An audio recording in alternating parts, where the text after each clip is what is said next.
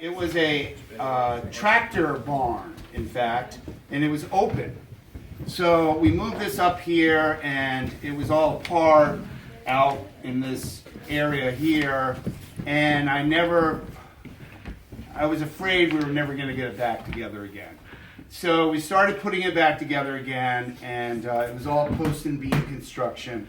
And we put a lot of work in it, and I said, well, let's enclose it and use it, because it's probably 1,000 square feet. And we needed a place for our letterpress office. So letterpress is the old style of printing that you have to ink a machine, and some of them are foot treadle powered, or later they use electric motors to run them. This letterpress right here is from the Ellsworth American. It's from 1872. So that one originally was powered by steam. So they had a big steam engine that ran the printing presses at the Ellsworth American way back when. If you ever get a chance, if you go to Belfast, and in the downtown area of Belfast, there's a number of brick buildings, and one of them is the Maine Republican newspaper, which existed for a really long time. And it says still, you can see it faintly, Maine Republican on the front of the building, and below it says steam-powered presses. And and when I saw that, I was just amazed by that. In addition to moving buildings from Newfield, Maine, we moved artifacts. That was a big living history museum for 46 years in York County. We were given it in its entirety. We moved what we could up here and sold the real estate.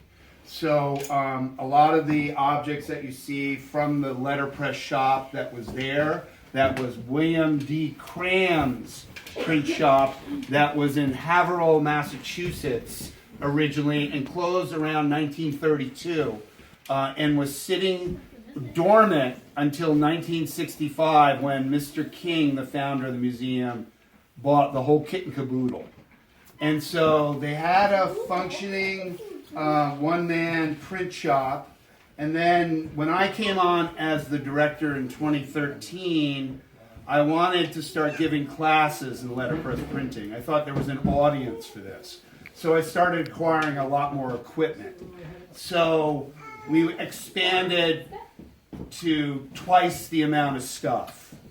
And more recently, within the last couple weeks, we acquired the remains of the Bucksport Free Press. So in Bucksport, Maine, there used to be the Bucksport Printing Company and Free Press. And it was right on Main Street. And there's a man, Jeff Buxton, who I was hoping he would be here today. He grew up in that shop. He ran a letterpress, much like the one that's there. And his grandfather and his father both ran that. They produced a newspaper, and they did what is called jobbing.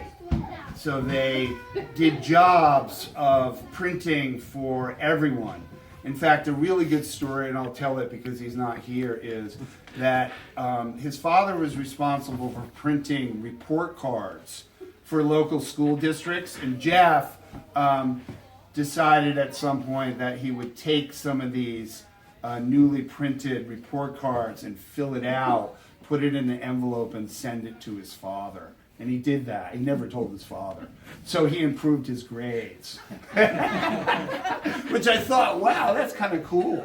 So I have been going through the donation of stuff was sitting in storage since 1980. So raccoons and mice have had their way with everything. Look at the amount of poop. And I have been going through it, and it's fun. So I will show you some of the ones that I've cleaned up. I was particularly attracted to taking on more stuff. One, because there's some good pieces of printing furniture.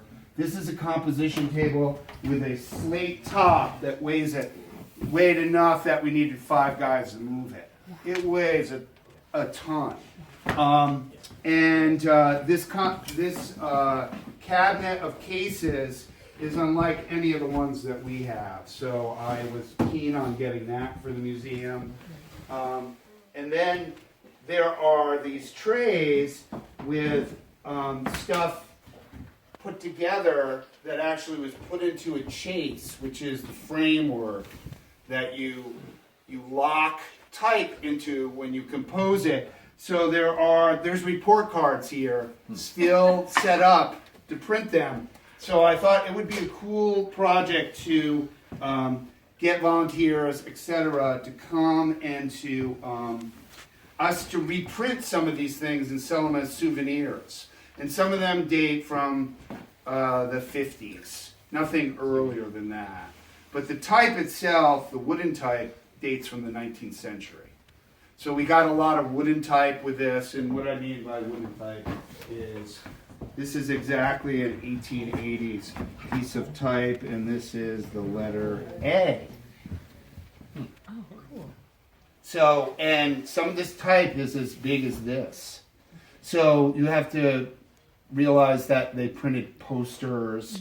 Advertising was paper posters all over the place, and we have done posters and posters to advertise that he was giving carousel rides. And there's our carousel with the original tent. It was a portable unit.